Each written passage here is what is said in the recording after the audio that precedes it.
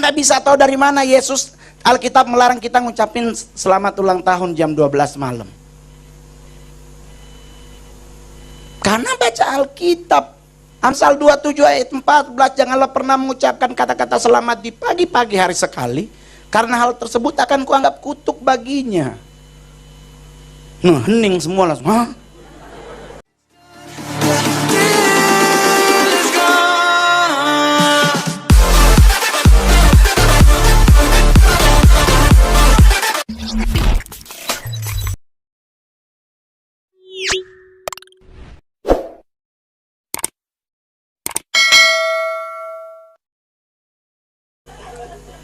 Serius, saya nggak pernah malu. Kekristenan mengajarkan kita untuk berani. Berani memilih. Saya dulu ngurusin idol. Bos gua dulu artis. Syuting sinetron, bos gua main kiu-kiu. Ada polisi. Mongol disuruh duduk. Bos gua kabur. Coy, Manado setengah Cina, dia kartu ada modal, nggak mungkin cuek. Wow. Kak ganti, ada doi kita, ada modal, buduh, ada doi coy. Saya tahu main kiuku nggak pernah kalah, karena main judi itu jujur dilarang. Siapa yang bilang main judi boleh jujur? Jangan jujur main judi. Judi itu kan artinya jujur dilarang. Main kiu-kiu. Gue duduk, set. Dibagi kartu, gue pegang. Bunyi, jangan bergerak. Loh pak, gue belum mengambil duit nih. So ketangkep gue. Boleh tanya semua orang di lokasi studio. Di Persari. Saya dibawa ke kantor polisi. Melewati fase masuk penjara sampai ke Cipinang. Cuman gara-gara kiu-kiu. Harusnya bisa bebas. Kedip jadi, ternyata tembus. Ini fase yang paling luar biasa. Bahwa di saat saya masuk penjara, saya selalu berdoa. Waktu saya ketangkep, saya bilang begini, Tuhan kalau memang ini prosesmu, perlihatkan kepada saya ujungnya enak. Saya selalu doanya begitu, Tuhan perlihatkan ujungnya itu pasti enak. Betul. Nyemplung ke Polsek Jagakarsa, SP2 turun, berarti tahanan kejaksaan. Udah nggak bisa lagi damai itu. Udah nggak bisa kedip-kedip, nggak bisa tuh. Pindah ke Cipinang. Itu berangkat pucat pak, pakai puasa. Karena kita udah tahu penjara pasti gebukan ini itu. Puji Tuhan Mongol nyampenya ke penjara yang baru diresmiin. Baiknya Tuhan nih. Lihat pokoknya orang mau mereka-reka jahat tapi tetap endingnya ada di Tuhan. Nyampe itu penjara masih kosong. Jadi otomatis gue belum digebuk orang, nggak ada begitu. Nyampe Cipinang beli kamar, bos. Dan apa yang terjadi saudara boleh tanya ke Rutan kelas 1 Cipinang. Saya adalah ketua gereja pertama Rutan kelas 1 Cipinang. Saya yang meletakkan fondasi untuk ada ibadah gereja di penjara Cipinang. Dan saya mengkhususkan karismatik yang boleh khotbah di situ. Bukan nggak boleh gereja lain. Gereja yang lain udah di LP sama di narkotik. Nah di gue enggak. Gue cari pendeta yang datang khotbah yang tidak menghakimi orang, tetapi yang mau kasih tahu dosa itu dosa. Jangan yang nggak apa-apa. Iya nggak apa-apa, mungkin nyuri dikit nggak apa-apa gitu. Gue maunya dosa is dosa. Di dalam pakai ibadah tepuk tangan, ada keyboard, pakai persembahan. Di gereja seberapa persembahan bukannya masuk diambil. Ya kan copet juga ibadah ya. Copet juga ibadah, dumeleng dikit hilang-hilang di dalam. Kalau di gereja saya tidak. Dan dari sisi saya mengajarkan banyak hal. Keluar saya dari penjara dinyatakan bebas. Sidang hari Selasa, pulang hari Rabu. 2 bulan kemudian saya jadi artis. Jadi saudara ingat, proses hidup kita itu jangan mundur. Di saat kita menghadapi proses, jangan lari, hadapi prosesnya.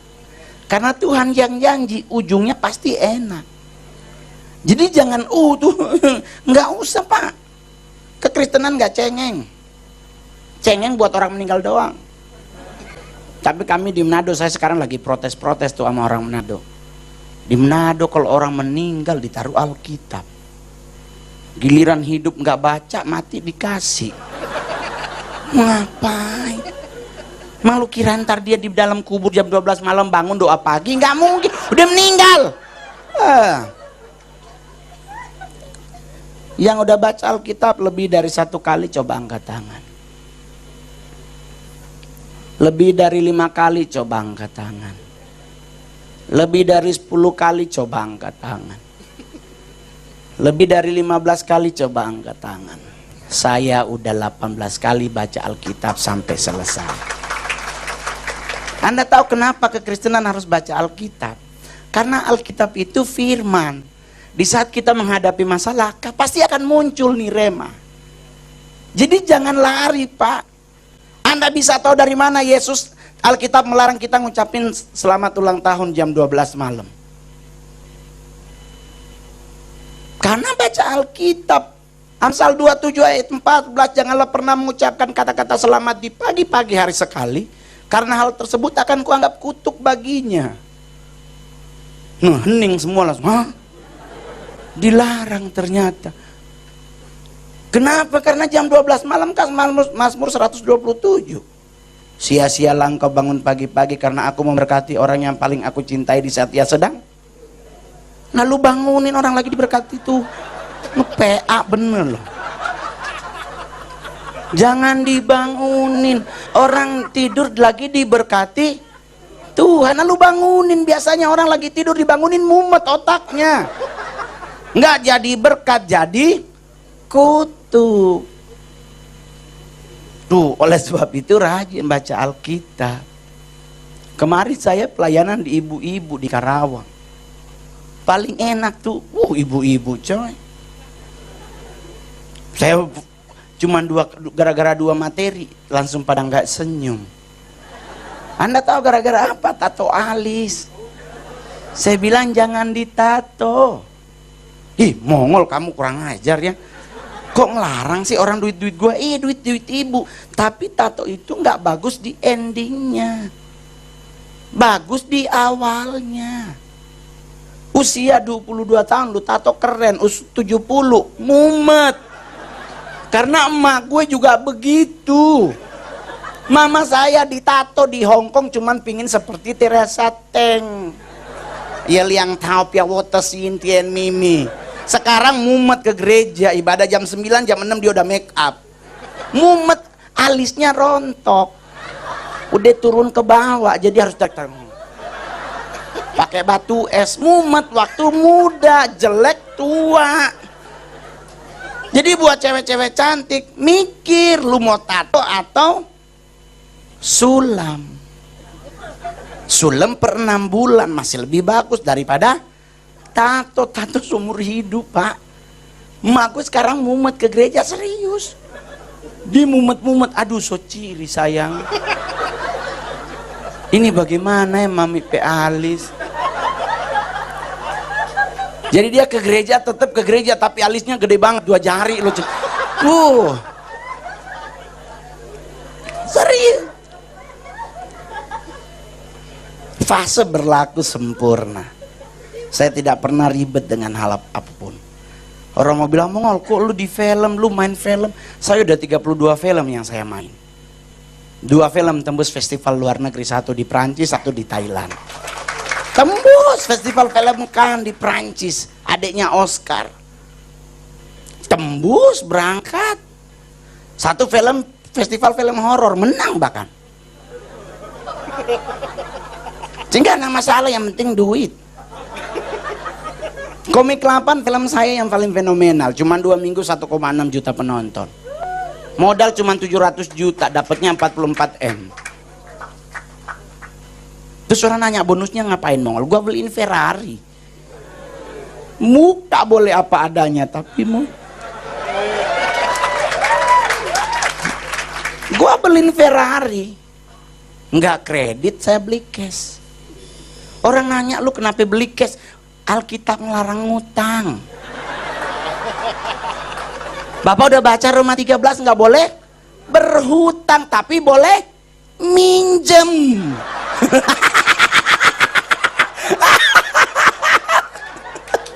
Roma larang kita berhutang, tapi Ulangan 28 boleh minjem. Karena engkau akan memberi pinjaman kepada banyak bangsa, tetapi engkau sendiri tidak meminta pinjaman. Penggenapan. Saya minjem ke hambanya, hambanya ngasih.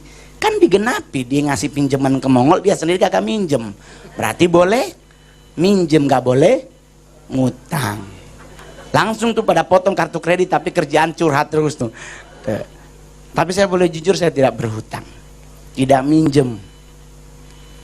Orang nanya kenapa Mongol. Jadi saya selalu bilang bahwa kekristenan itu simple, yang membuat nggak simple otak kita.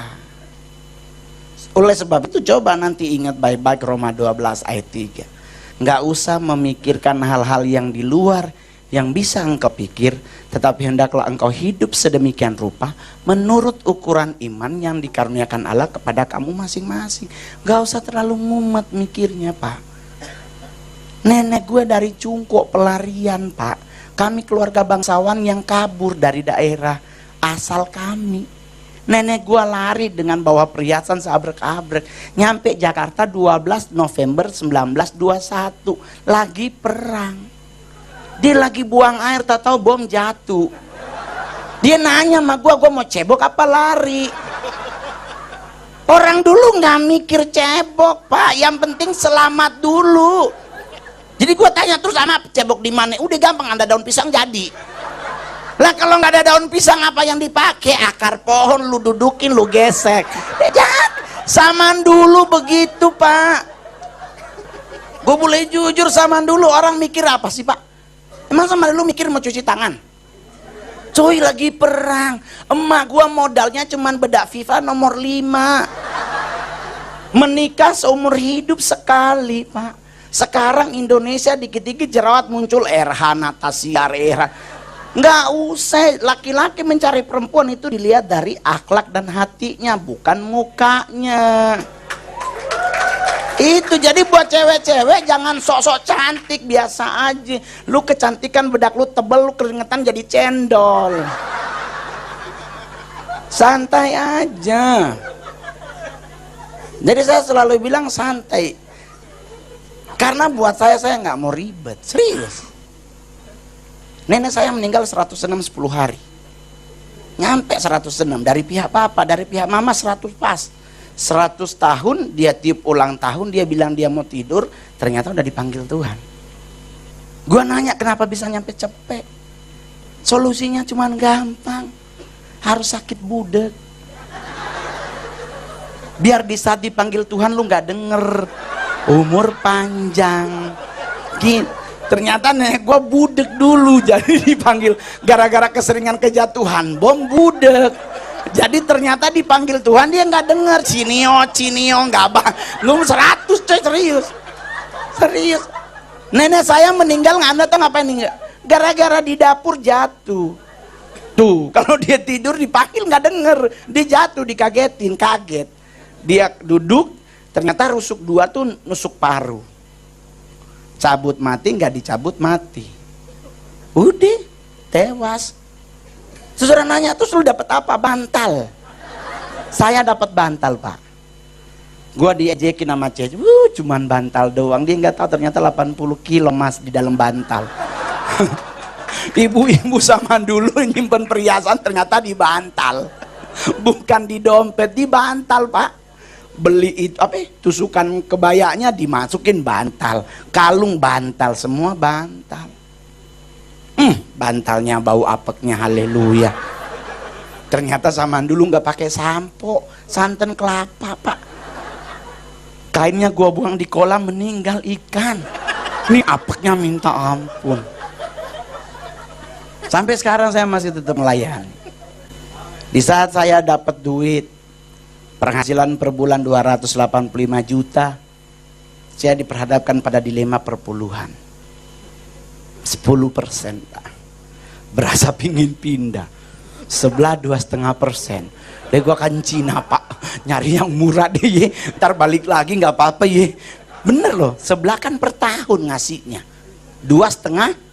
5%, deh kita per bulan. Gue jujur, gue Cina setengah coy. Gue mikir gila, sebelah lebih murah, cincai lah ya. Serius, gue jujur. Saya ngasih perpuluhan pertama 25.800.000. Pertanggal 1 saya antar ke gereja. Minggu pertama. 2 minggu kemudian saya ke gereja, Ibu Gembala cincin baru. Mumet kita pe otak. Oh Tuhan, kita pedoi itu Jujur. Manusiawi, gue mikir gila, duit gue dia beli cincin. Saya jujur nggak ke gereja 2 minggu. Saya bilang, wow, duit gue dipakai bogem beli cincin. Gua aja nggak make. Gua mikir-mikir, enggak, gua pindah gereja aja. Di satu waktu, saya masih ingat banget subuh, saya lagi doa pagi. Ingat, sempatkan diri Anda doa pagi. Saya doa pagi, Tuhan ajarkan saudara. Karena Tuhan tahu hati Mongol ini kayaknya berat soal duit. Dan Tuhan ajarin begini saudara. Belajar dari Petrus. Gua tengking tuh suara, darah Yesus berkuasa. Ini kok Petrus sih, kan Petrus berkhianat. Apa gua harus berkhianat? Aduh Tuhan, bukan, jangan lain di lain. Enggak, ternyata Tuhan ajarin saya lewat Petrus soal menjala ikan. Ya toh, Petrus baru habis dari nyari ikan, ngiketin perahu. Yesus dari atas turun naik ke perahu. Yesus ngomong apa ke Petrus? Bertolaklah ke tengah, ke seberang. Dan nyampe di seberang Yesus ngomong apa? Tebarkanlah. Petrus protes atau enggak? Protes. Kan dia ngomong, Tuhan udah dari semalam, udah kiri kanan, kenapa Petrus protes? Petrus keturunan nelayan. 4 generasinya Petrus nelayan semua.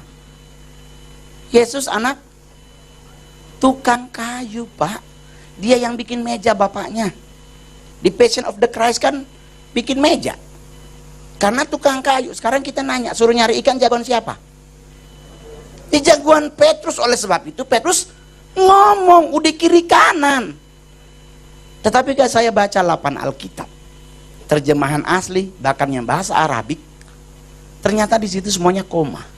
Tetapi karena engkau yang menyuruhnya, maka aku akan melakukannya. Ternyata ketaatan itulah yang membuat kita diberkati, bukan jumlah uangmu.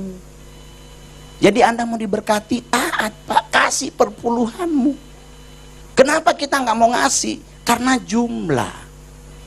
Kenapa jumlah? Karena dikumpul per bulan. Bisa kok dikasih per dapat. Esther dikasih duit, dikasih harta oleh Ahasiaweros, langsung dititip 10% lewat Mordekai. Bawa ke rumah Tuhan. Ribka juga melakukan hal yang sama. Jadi saya sekarang kalau dapat nih, hari ini dapat PK, langsung saya kasih ke gereja. Kenapa? Kecil. Yang jadi mumet kalau dikumpul. Gua nggak mau ngasih kalau ngumpul, serius lu sudah. Darah Yesus. Aduh, apalagi kemarin saya Desember sampai 600 juta. Berapa DP perpuluhan? 60. Bapa di sorga, kami cintakan. Langsung lain lagunya, Pak. Tapi di saat saya setiap kali show selalu dapat, saya langsung kirim ke gereja. Penjelasannya perpuluhan. Karena kecil, kalau 25 juta berarti masih 2,5 juta. Aman. Yang membuat kita berat karena dikumpul. Jadi buat Anda yang memilih perpuluhan supaya nggak berat, langsung kasih perdapat. Perdapat transfer ke gereja. Karena rekening gereja itu kan dikelola gereja. Masalah duitnya disalahgunain bukan urusan kita. Kita bukan anggota KPK sorga, santai aja.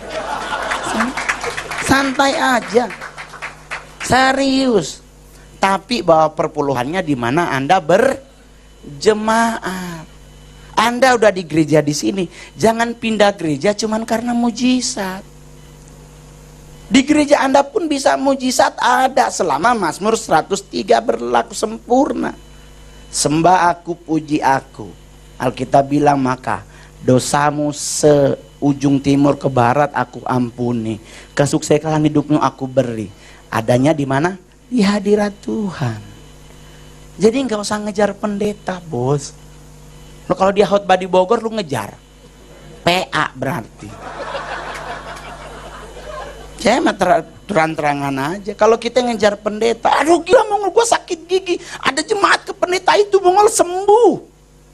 Lu beli ponstan juga jadi, bos. Ini otak Cinanya gue keluar. Lu ngapain ribet-ribet bayar tol 200.000, ini lu beli ponstan dapat 5 papan. Tak ribet kitanya, Pak. Dalam hadirat Tuhan itu kita bisa sembuh. Dalam hadirat Tuhan setan pun kabur. Boleh tanya semua pemimpin gereja setan di dunia, yang paling pertama ditakuti itu kuasa pujian penyembahan. Coy, lu di sini lagi ada penyembahan, mau setan dibawa pun dia kabur. Karena di saat pujian penyembahan kita nyampe, itu kalau orang Amerika bilang tuh angel rose. Bukan malaikat berbentuk bunga ros, bukan. Ada malaikat bunga loh, Mongol. Ih, malaikat bunga. Maksudnya malaikat itu datangnya seperti bunga ros, bunga mawar, berlapis-lapis ngejaga pintu gereja. Kemana Anda pulang ada 2 yang jaga, bos. Kurang hebat apa Anda? Bukan lagi polisi yang jaga, Pak. Malaikat surgawi. Jadi kalau saya sekarang ditanya orang, lu nggak takut? Lu ngapain takut? Gue mau nanya, ya makan babi coba angkat tangan. Ayo, yang makan babi coba angkat tangan. Di sini nggak makan babi ya? Yang makan babi angkat tangan. Kekristenan menjadi hebat karena kita makan babi, Pak. Pak, kita punya 2 alasan kenapa Kristen hebat. Karena kita punya juru selamat namanya Yesus Kristus. Kedua, makan babi. Kenapa makan babi hebat? Yesus pernah ngusir setan di Gerasa. Setannya masuk mana? Yang minta masuk ke babi setan apa Yesus yang nyuruh? Setan yang minta, gua ke situ ya. Tuhan bilang, oh ya udah sono. Berarti babi ada apa? Lah kita makan babi, kita makan apa? Selesai. Kenapa ribet, Pak? Jadi kalau ketemu setan, ada orang kerasukan setan, nggak usah ribet. Darah Yesus, nggak usah. Bisikin telinga, jangankan lu, nenek lu pun gua hajar. Dipulang, Bang. Simple.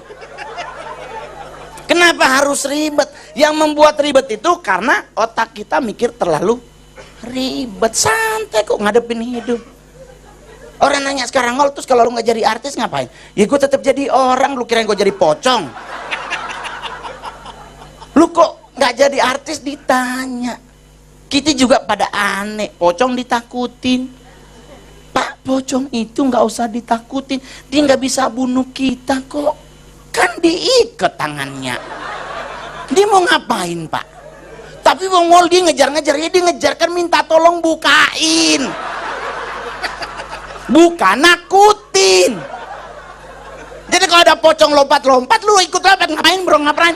Kenapa pingsan, Pak? Dan pocong lu nggak usah ditengking, darah Yesus nggak usah, telinganya masih ada kapas, nggak denger. Jadi orang suka nanya, jadi ngusir pocong pakai apa, Mongol? Portal, bos. Sepinggang, dia nggak bisa ini tinggi amat nih portal, gua pulang ah. Serius, saya pernah senap di depan Pak Ahok, saya ngomong begitu. Saya bilang, Pak, di saat Bapak jadi gubernur, tolong nanti semua pemakaman jam 10 malam portal tutup. Biar mereka di dalam nggak keluar. Karena nggak mungkin juga, aneh juga, sekarang lagi heboh-heboh suster ngesot lagi. Pak, suster ngesot itu apanya yang ditakutin sih, Pak? Kan dia ngesot. Lu jalan cepet juga dia yang ribet. Lu kita ketemu suster ngesot kabur, kita lari, susternya yang manggil, Pak jangan buru-buru dong, susah nih. Lu kenapa ribet? Kita yang ribet loh, Pak. Sebenarnya setannya mah santai, Pak. Suster ngesot itu cuma di rumah sakit, nggak mungkin ke rumah. Ibarat dari rumah sakit Koja Tanjung Priuk mau nakutin orang di Warakas, nggak mungkin bisa nyebrang. Dia lagi goblok, kontainer balik lah. Dia balik. Sampai subuh. Jadi santai-santai aja, Pak. Jadi nggak usah ribet. Buat yang gendut, yang gemuk, tolong kurusin, Pak. Ya, pintu surga Alkitab yang ngomong lo sempit. Takut lu nggak masuk gitu. Alkitab yang ngomong pintu surga itu sempit, berarti gemuk masuk? Enggak. Kurusin, Pak. Gara-gara saya ngomong begini, saya dimarahin papi rohani saya, Pak Gilbert. Di khotbah tuh, di acara Paskah, ada anak gua bilang gua nggak masuk surga. Aduh, gua langsung, aduh Tuhan gue lagi nih. Diteriakin, bilang sama dia, gua hamba Tuhan, kami punya pintu khusus. Enak banget hamba Tuhan punya pintu khusus. Dia ngomong jangan-jangan Mongol yang nggak masuk surga. Dia lupa gua setengah Cina. Tenang, tetap kita punya orang dalam.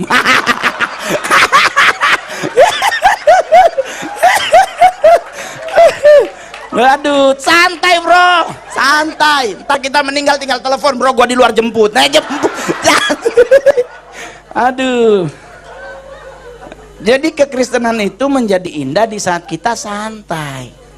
Kalau kita terlalu ribet, nggak akan pernah ketemu. Boleh tanya sekarang dilematis soal perpuluhan, kan lu gak lagi booming.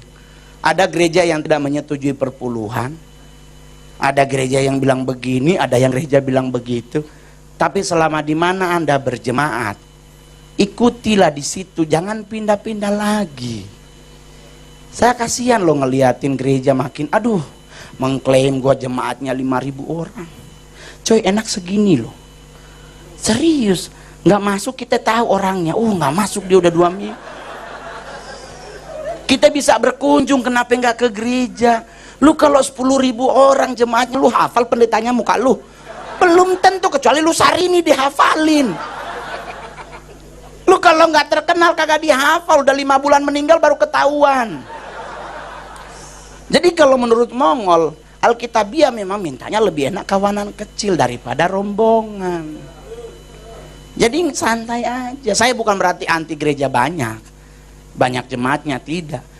Tapi saya selalu mencari gereja yang enak sedikit tapi kualitasnya terlihat. Iya tuh? Daripada banyak ngadepin hidup bunuh diri.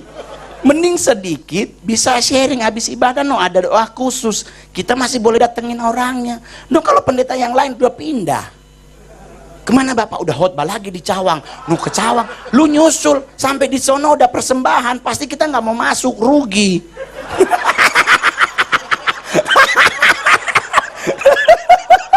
Aduh Tuhan Yesus ampuni. Aduh. Jadi buat teman-teman semua, saudara-saudara yang terkasih dalam Tuhan, nggak usah ribet, hadepin hidup ini dengan santai. Saya waktu cuma 30 menit, 35, kayaknya udah habis. Soalnya panitia udah mikir, ya ampun kalau lebih lagi berapa lagi Mongol PK-nya, ribet lagi. Termasa jual speaker buat bayar nggak? Enggak lah. Saya selalu bilang, ingat, untuk undangan acara hari ini tidak ada pembicaraan soal fee. Ya, jadi nggak usah terlalu mikir, yang penting tetap kasih.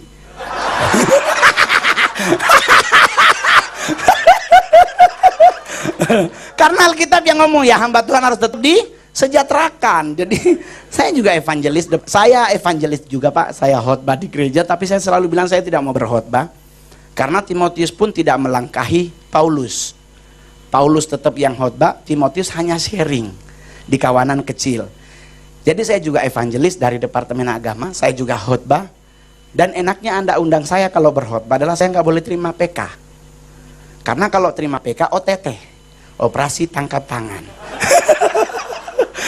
Jadi saya pelayanan juga kemana-mana, tapi saya lebih suka ke anak muda. Karena saya juga masih muda. Yang percaya buta. Saya punya anak 1, anak saya cewek, putri 1. Tapi saya seorang duda. Karena saya menikah dalam Tuhan, tapi istri saya memilih berpisah sebelum saya jadi artis. Alasan dia nggak kuat hidup karena rezeki saya waktu itu masih kerja kantoran. Jadi istri saya bilang, aduh Tuhan, nyak kuat kita hidup dengan gaji cuma 4 juta bagi dia. Namanya juga Manado toh, 1000. Bilang gereja di Ambasador, ternyata nongkrong. Ibu-ibu Manado kalau ke Ambasador ngapain kalau nggak nyari-nyari Louis Vuitton dibawa.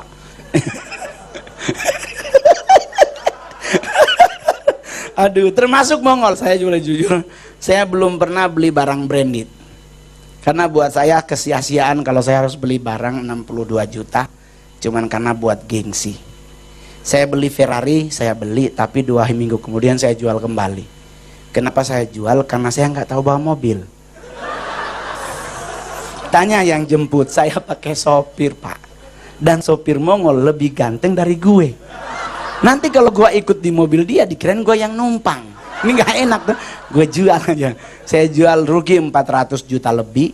Tapi nggak apa-apa lah daripada juga kesia-siaan cuman taruh di rumah. Karena saya tinggal di Mampang, di Pondok Jaya. Anda pasti tahu 2 jam hujan pasti apa yang terjadi. Nggak banjir Pak, cuman air masuk. Air masuk. Soalnya itu kan jalanan kali dijadiin kompleks. Jadi dia masuk, berarti kan nggak banjir. Itu memang dia masuk, itu punya dia. Jadi kalau Anda banjir jangan marah, itu punya dia. Lu yang PA, ngapain situ tinggal? Aduh. Jadi saya selalu bilang, Anda nggak boleh nyalahin pemerintah daerah, nggak boleh nyalahin gubernur kalau banjir. Berarti Anda yang salah, itu alur air. Kok pindah? Sebelah gua ada orang karismatik. Tingkat dewa. Diumumin di musola, air dari Katulampa udah masuk. Mungkin 5 jam lagi nyampe di sini. Jadi tolong semuanya yang punya alat elektronik naik ke lantai 2, kalau nggak punya pindah ke musola. Ibu sebelah enggak. Bu nggak pindah mau dibantu? Enggak Pak Mong. Kami punya iman yang besar. Mama iman yang besar berarti gua nggak besar nih. Aduh, gua langsung gak enak. Aduh, hamba Tuhan nggak jadi contoh. Sebelah iman yang besar. Waduh, minyak urapan darah Yesus berkuasa. Gua tinggal. Besoknya gua dateng air seleher. Mamanya Mongol coy. Gua tanya, masuk Bu? Ibunya ngomong, iya Pak, ini sepertinya di rumah kami nggak sehati. Ih nggak sehati Ibu, PA ini banjir Bu. Aduh, ribet banget. Gua kerjain lagi tuh si ibu. Ibu kalau banjir jangan menggunakan minyak urapan. Justru baut kalau ditaruh minyak lebih tambah bagus longgarnya. Ini minyak coy, dicampur air, tambah banjir. Jadi Pak Mongol apa bagus yang harus kita lakukan? Tongkat Nabi Musa. Itu paling bener. Ibunya sampai sekarang kan negur. Karena gua bilangin tongkat Nabi Musa. Ibu doa tanya Tuhan di mana tongkatnya. Ini kan? Lu taruh depan rumah, bubar air Pak. Ini muter. Itu logically-nya kan? Oh jadi, mau tanya dulu, lanjut atau enggak?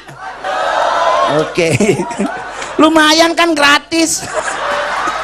Stand up comedy termahal loh diundang. Aduh. Pengalaman hidup luar biasa Tuhan buat yang nggak pernah kita pikir. Itu udah Alkitabiah. Nggak pernah kita pikir, nggak pernah kita rencanakan. Tapi kalau memang Tuhan udah jadikan itu buat kita, pasti akan jadi buat kita. Diundang makan siang ke Istana Negara Pak. Widih. Biasa makan sate di pinggir jalan. Sekarang di istana. Siang-siang dijemput. Bedah. Kita udah nongkrong bunyi Presiden Republik Indonesia Insinyur Joko Widodo, kita berdiri. Salaman, dia nanya, Mas Mongol apa kabar? Sering saya kebetulan sama Pak Jokowi. Tahu-tahu diajak, ayo kita makan. Ribetnya kami adalah tuan rumahnya yang paling pertama ngambil nasi. Pak Jokowi, dia ngambil secentong. Gua sama Om Indro lihat-lihatan, ya secentong doang Om. Nih kita udah mikir coy, kita udah lihat makanannya, wow ada sayur api, teratai api gitu. Ini coy, aduh, secentong doang. Lu mau ngambil berapa lauk juga nggak akan nggak enak, kebanyakan lauk daripada nasi. Jadi udah mau tidak mau ya udahlah secentong. Kita ngobrol depan-depanan sambil makan, sambil ngobrol sama Pak Presiden. Tahu-tahu nasi habis. Lauknya masih ada, nasinya habis. Lihat-lihatan lagi kita. Maksudnya ngodein, Mongol duluan berdiri. Kalau gue berdiri pasti semua akan ikut. Lah gue juga nggak berani kan. Aduh Tuhan, nggak bisa ngambil. Tahu-tahu kita mau berdiri, pas pampres pindah. Tadinya di belakang meja, dia ke depan meja. Langsung gua nelen ludah, goblok ini kalau ngambil meninggal kita. Aduh Tuhan Yesus. Terpaksa tahan, nggak nambah. Gue Manado bro. 1 leper kurang. Lu nggak percaya Nor, ke jembatan Nor di sini orang Manado makan tuh 5 sendok, 5 leper basari itu baru aduh ini cuman 1 leper. Aduh, gua nggak mau rugi. Selesai kita ngobrol, foto bersama. Mongol foto berdua doang sama bapak sambil jabat tangan, terus gua langsung bisikin, Pak bungkus ya.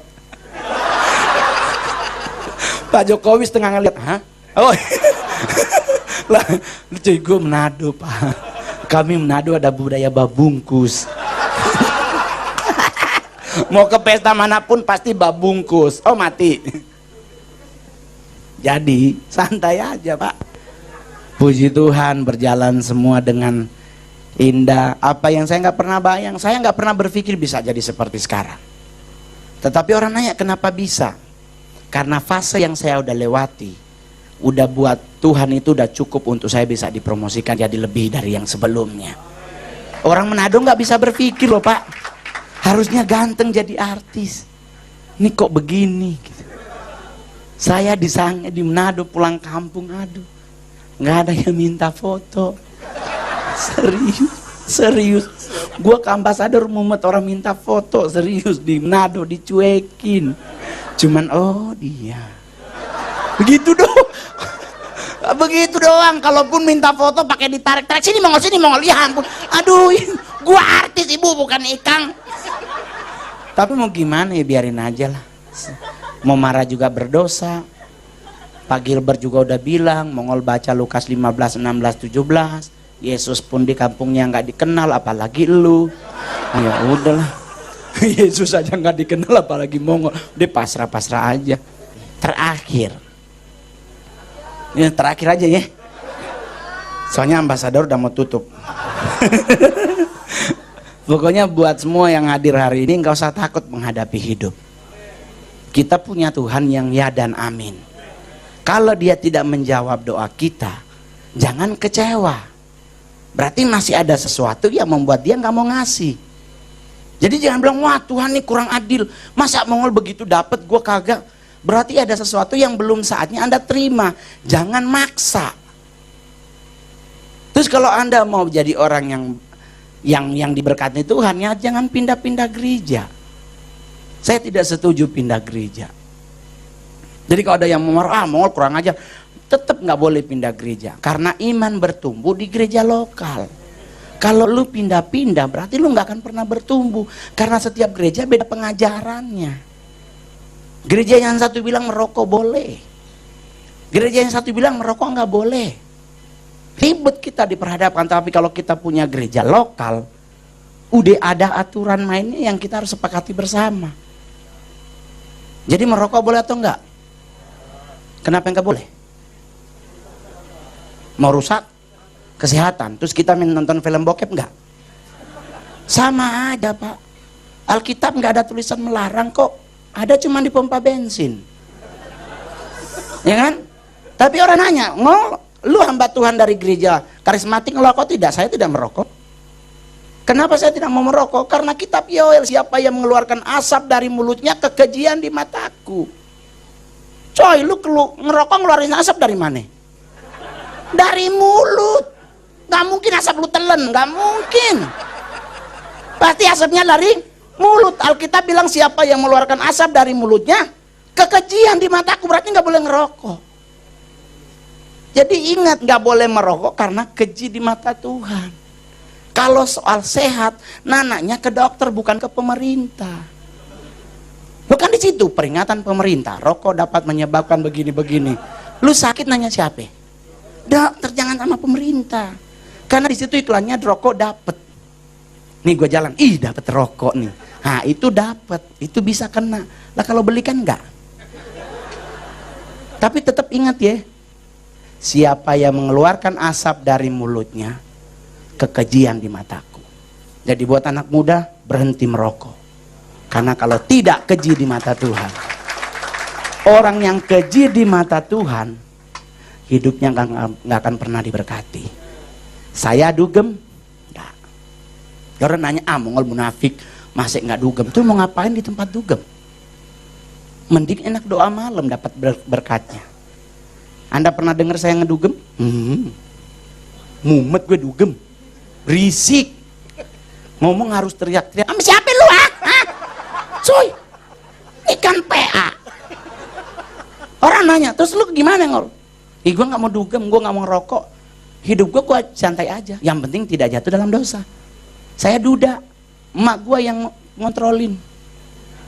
Serius pak, saya manggung, saya boleh jujur. Artis kalau manggung, kira-kira manajemen IO yang ngasih kita job, ngasih kita cewek nggak? Ngasih, karena salah satu trade buat kita. Kan dia dapat 20 juta. Otomatis dia nyari cabai-cabean satu, buat gue juga nggak kurang. Serius, dikasih kok sering banget. Saya bilang enggak. Kenapa Bang Ngol nggak mau? Anak gue cewek, hukum kekristenan tabur tuai. Cuy, jangan sampai gara-gara gue anak gue yang kena. Aduh jangan deh, anak gue cewek sama cowok, anaknya lebih enak cowok. 3 bulan sekali beli baju jadi, anak cewek nggak bisa lihat bando. Serius, anak gue cewek, jalan kemana-mana lihat jepitan rambut Ipi lucu. Beli ya Pi, ambil aja 1.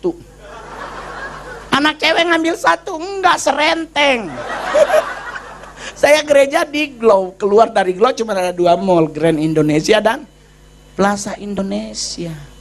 Gue kadang-kadang ngomong, di mana sih gereja Glow yang deket ada matahari? Kalau matahari kan ada noti.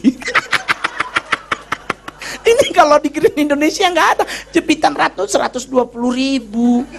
Anak cewek belinya nggak mau 1. Ih papi pelit, ih papi gimana sih Pi, nggak boleh begitu. Kan Cece ke sekolah kan 30 hari. Jadi harus belinya 30 Pi. Jadi biar ke sekolah Cece ganti-ganti, gonta-ganti. Nggak itu lagi. Ih papi, 120 ribu 1. Pak gue Cina mikir. Nih notis 120 udah dapat 6. Jadi gue mikir, nggak beli, kasir di belakang. Ya ampun, artis anaknya nggak dibeli. Terpaksa dilema, ya udah gesek deh mbak, gesek. Nggak apa-apa. Anak besoknya ke sekolah dibawa tuh 30 biji.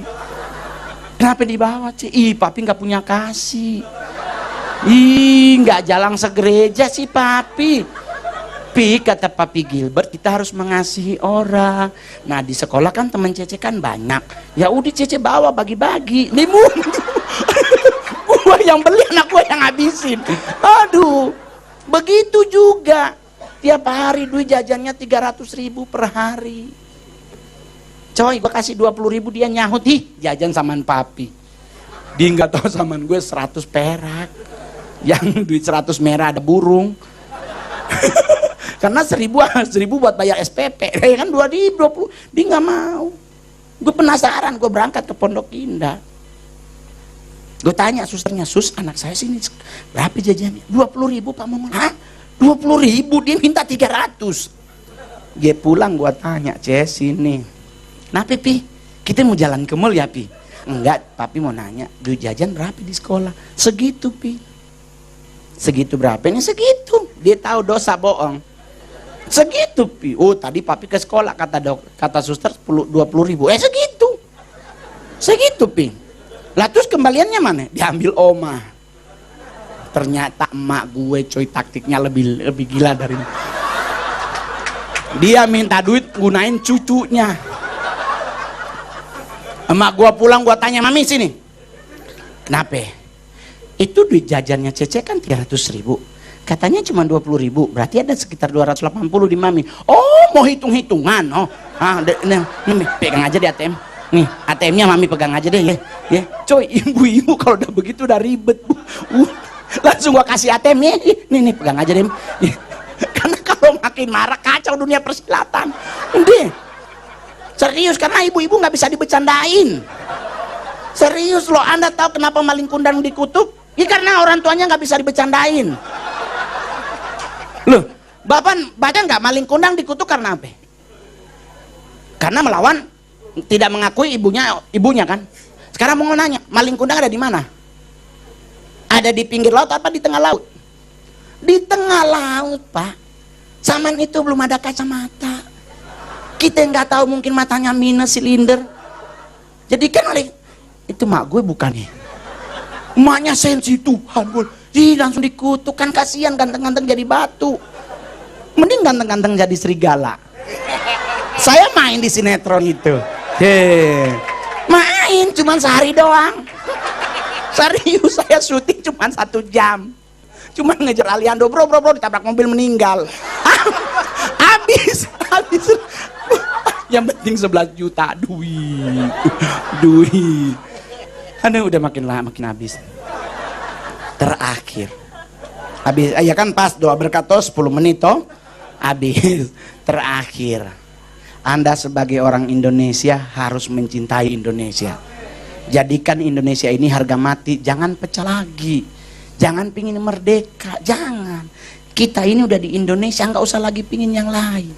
Ada yang menggencet Kristen, santai coy. Tetap kita mau digencet bagaimanapun, Tuhan nggak pernah tinggal diem. Justru di balik gencetan itu akan terlihat kemuliaan Tuhan. Jadi santai aja, kita dukung pemerintah Indonesia biar membuat Indonesia ke depannya lebih bagus. Jangan dulu underestimate terhadap Pak Jokowi, Pak In. Jangan. Dukung aja dan. Serius, kita mau ngapain? Negara lain juga, cuy, Indonesia tajir, kaya raya kita, serius. Apa yang kita nggak punya, Pak? Ikan tongkol aja kita paling banyak di dunia. Batu bara kita negara kedua terbesar di dunia. Emas 5 negara besar terbesar. Kayu negara kedua terbesar di dunia. Cabai terpedas nomor 2 di dunia. Kita sih sekarang cabai termahal di dunia Indonesia. Hari ini di pasar 220.000 sekilo. Serius. Itu cabai, belum cabai-cabean. Lebih mahal lagi. Semua kita punya. Semua kita miliki. Tetapi ada yang gak enak dari Indonesia. Apalagi yang nggak jelas. Nama Budi.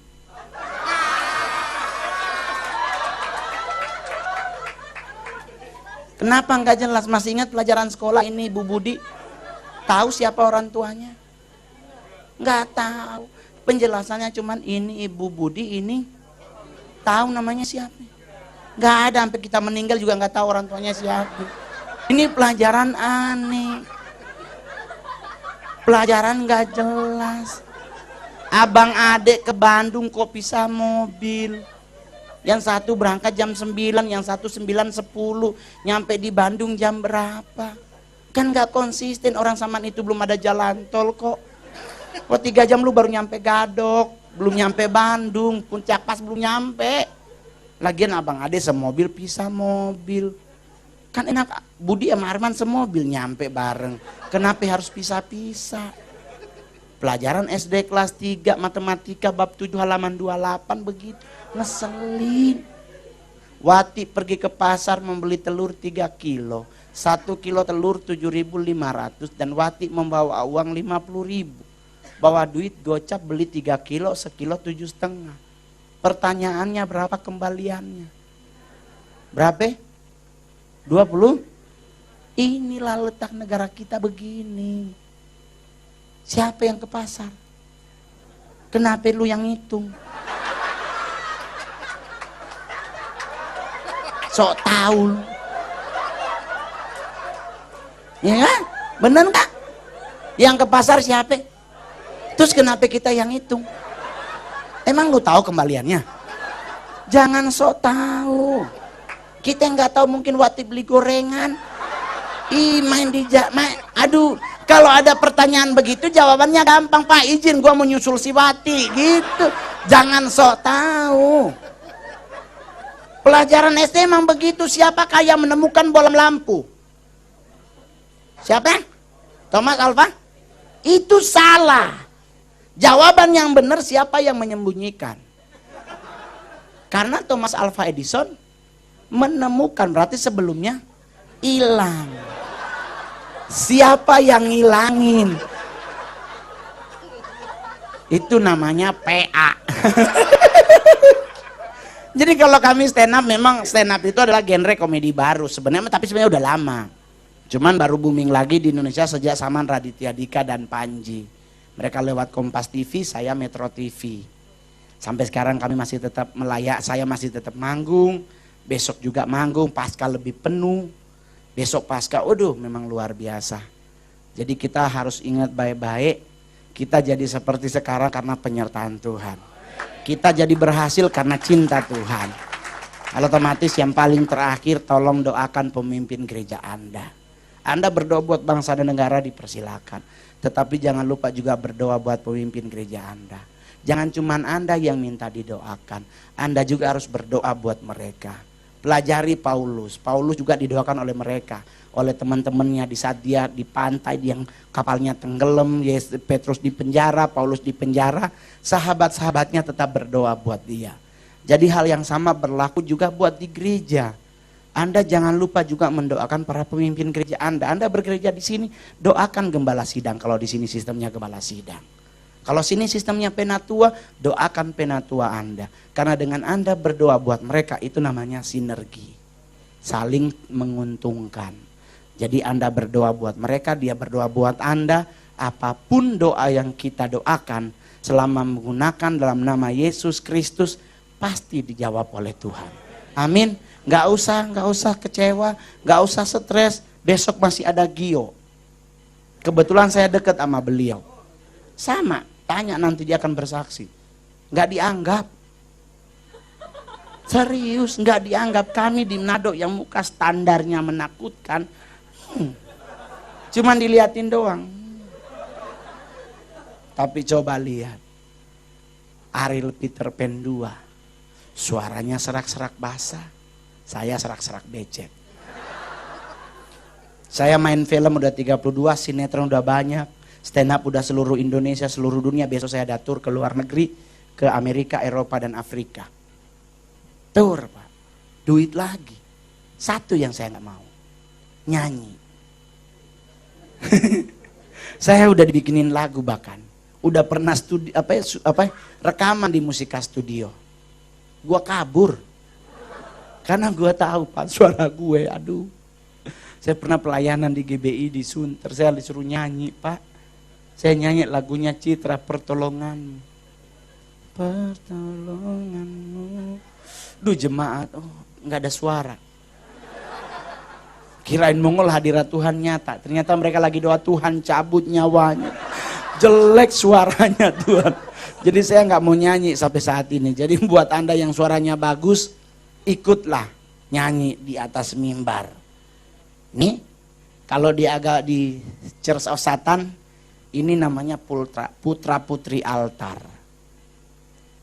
Di kekristenan, di kitab Kejadian sampai ke Wahyu, semua penyembah Tuhan adalah putra putri altar. Di saat Anda menyembah Tuhan, jangan lupa Lucifer, pemimpin pujian di surga, dibuang oleh Tuhan ke bumi. Muncul kitab Roma, aku mencari penyembah-penyembah yang benar, yang menyembah Bapa dalam roh dan kebenaran. Kitalah pengganti Lucifer. Jadi nggak usah malu nyembah Tuhan. Gitu? Nyembah. Coy, enak di hadirat Tuhan. Saya di rumah juga begitu, tapi kalau mau menyembah Tuhan, cari lagu yang pas. Penyembahan itu apa? Pujian itu apa? Terus jangan ambil ref. Haleluya, Tuhan Maha Kuasa. Bagus buat penyembahan. Tapi awalnya kan King Kong. Jangan ambil tengah, Pak. Tengah itu jebakan. Banyak begitu lagi nyembah haleluya, tahu-tahu King Kong. Jadi kacau penyembahan gara-gara King Kong. Kenapa nama saya Mongol stres? Kenapa orang bilang kenapa nggak pakai mongol sukacita atau apa? Kenapa mongol stres? Anda boleh cari di semua pelayanan, semua YouTube saya. Saya belum pernah pakai kacamata di mata. Nggak pernah begini. Selalu di sini. Kenapa? Karena mata saya nggak minus, ya minus otak saya.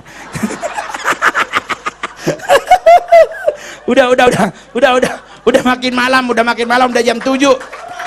Udah jam 7. Jadi terima kasih buat undangannya, saya bisa ada di sini, bisa melayani di tempat ini. Saya cuma ingin membuat Anda bersuka cita, buat Anda diberkati Tuhan. Ambil yang positifnya, jangan ambil yang negatifnya. Yang pasti adalah besok hari Minggu datang beribadah. Dan saya mengusulkan kepada pemimpin gereja, kalau boleh ada Bible teaching. Bukan sekolah Alkitab, tapi semacam pendalaman firman. Karena sekarang kesesatan di luar sana dari segi biblikal mereka jago. Mereka menguasai banyak hal dengan tentang Alkitab. Bahkan mereka punya referensi yang luar biasa banyak. Tetapi dengan kita belajar Alkitab, kita belajar tentang teori keselamatan, kita belajar tentang Roh Kudus, kita belajar tentang memberi, kita belajar tentang iman. Itu meletakkan pondasi yang indah buat kita hidup. Jadi di saat kita punya pondasi, Alkitab berkata tadi khotbahnya keren banget. Mau ada badai sebesar apapun, selama rumah itu dibangun di atas batu, itu aman, terkendali. Jadi kalau besok nanti ada kalau istilah gereja-gereja GBI, som atau kom itu sama aja. Kalau di gereja GISI itu SPOP, Sekolah Pertumbuhan Orang Percaya. Itu adalah pengajaran buat kita untuk kita menghadapi hidup jangan ketakutan. Berarti kita punya pegangan. Jadi kepada pemimpin gereja, yuk kita didik teman-teman, saudara-saudara seiman kita untuk dalam hidup mereka bisa tetap jadi umat yang lebih dari pemenang. Amin. Mohon maaf kalau ada salah-salah kata. Semoga hari ini menjadi hari yang penuh sukacita buat kita. Karena Yesus lahir, Yesus datang membawa damai buat kita. Dan kita akan mengimpartasikan damai ini di dalam hidup kita sehari-hari. Tuhan Yesus memberkati. Shalom, selamat malam.